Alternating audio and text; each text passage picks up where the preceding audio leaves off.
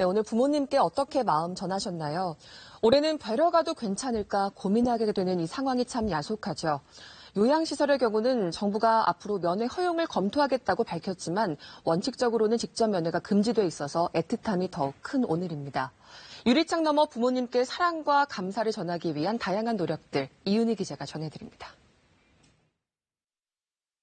미국 워싱턴주에 사는 썬디 러터 씨는 6명의 자녀를 둔 어머니입니다. 유방암도 이겨낸 그녀였지만 코로나 바이러스 앞에선 더는 힘을 쓰지 못했습니다. 코로나19에 걸려 마지막 숨을 거두기 직전 아이들은 병실 밖 창문 너머로 어머니와 작별 인사를 나눴습니다. And they placed the walkie-talkie right by her bedside on the pillow, and we got to say our final words and, goodbyes to our mom. I was able to tell her I loved her. 네, 눈에 보이지 않는 바이러스는 이렇게 사랑하는 가족들조차 눈에서 멀어지게 했습니다. 미국과는 상황이 다른 우리지만 어버이날을 맞이한 오늘 창문 너머로 생이별의 아픔을 겪어야 할 이들이 적지 않을 듯합니다.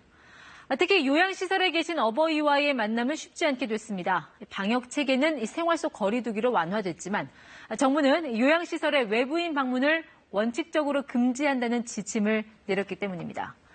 기저질환이 있는 고령자들이 모인 데다가 요양과 간병 또 치료 과정에서 밀접한 접촉이 불가피해 감염 우려가 크다는 판단에서입니다. 감염 위험이 상대적으로 높은 요양원 등 요양시설에 계신 경우 어르신들의 건강을 지켜드리기 위해 되도록이면 면회를 자제해 주시기를 부탁드립니다. 정부의 면회 자제 요청에 가족들은 애가 탑니다. 보고 싶다는 아버지의 말에 눈물이 쏟아진다는 글부터 석 달 넘게 못 본 외할머니가 보고 싶다며 제한적인 면회라도 허용해달라는 글까지 안타까운 사연들이 쌓여갑니다.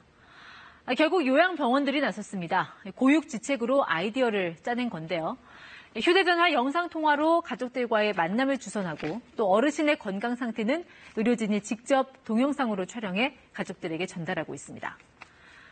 자, 이른바 이 안심 면회실을 설치한 곳도 있습니다. 면회 온 가족들과 어르신 사이에 이 보호 비닐을 설치해서 감염을 예방하도록 한 겁니다. 이 보호 비닐 사이로 휠체어를 타기도 하고 또 침대에 누운 채로 만나는 가족들. 그래서 더 애틋합니다. 유리창 사이로 혈육 상봉이 이뤄지기도 합니다. 요양병원에 있는 할머니를 향해 달려가는 딸과 손녀, 스케치북을 들어 보이는데요. 할머니, 코로나만 끝나면 우리 맛있는 거 먹으러 가요. 보여요? 창문 너머 할머니는 미소로 화답합니다. 자, 할머니 이것 봐, 꽃. 이거. 할머니 이거 보여요? 네, 코로나 사태 속에 맞이한 올해 어버이날은 대한민국의 수많은 자녀들을 고심에 빠뜨렸습니다. 생활 속 거리 두기로 일상을 회복한 걸 계기 삼아 오랜만에 부모님들 찾아뵙고 싶지만 오지 말라고 손살을 치는 어르신들이 여전히 많기 때문입니다. 어버이날 선물 고를 때도 고민이 많았을 겁니다. 부모님께 우체국 현금 배달 서비스를 활용해 용돈을 전달하거나 가족 사진 앨범을 택배로 배달하는 여러 가지 아이디어가 쏟아지고 있습니다. 꽃과 함께 지폐를 이렇게 돌돌 말아서 케이크 형태로 만든 용돈 케이크도 등장했습니다. 자, 요즘 이 쇼핑이 아닌 효핑이라고 혹시 들어보셨습니까? 효도 쇼핑의 줄임말입니다.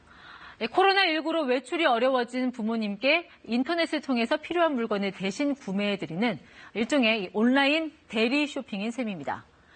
이베이 코리아가 부모님을 위한 온라인 대리 쇼핑 경험에 대해 설문을 진행한 결과 89%, 그러니까 10명 중에 9명 가까이가 경험이 있다고 답했습니다.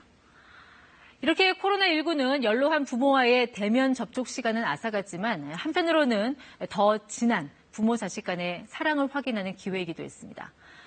인천의 57살 코로나 확진자가 남긴 34일간의 격리 일지가 그렇습니다. 자, 이분은요, 올해 86세 노모와 단 둘이 살고 있는데, 자, 이 어머니에게 혹시라도 감염될까 초긴장 상태였나 봅니다. 일지를 보면 철저히 위생장갑과 마스크를 썼고, 식기도 매번 소독했습니다. 병원을 오갈 때는 버스, 지하철 대신 걸어 다녔습니다. 1시간 넘는 거리만 택시를 탔습니다. 덕분에 이 팔순의 어머니를 비롯한 접촉자 23명이 모두 음성 판정을 받았습니다. 그런가 하면 이 청도에 사는 97살의 황영주 할머니. 자, 코로나 치료 열 이틀 만에 완치 판정을 받아 화제가 됐던 분이죠. 가족에게 돌아온 어머니는 칠순의 아들부터 챙겼습니다. 이 아들이 너무 걱정해 미안했다며 감기다 계속 이렇게 안심을 시켰다고 합니다. 그러면서 가족과는 마지막이다 싶었는데 다시 아들을 만나 말할 수 없이 좋다고 했습니다. 할머니가 이 코로나의 공포를 떼쳐는 힘은 분명 자식 사랑, 자식 걱정에서 나왔을 겁니다. 남은 날이 길지 않은 부모에게 최고의 효자 효녀는 출세한 아들도 부자 딸도 아닌 바로 옆에 있는 자식들이라고 하죠. 비록 서로를 멀리서 바라봐야 하는 어버이날이지만 그래도 마음은 가까이. 그래서 더 따뜻한 하루가 됐으면 합니다. KBS 뉴스 이윤입니다.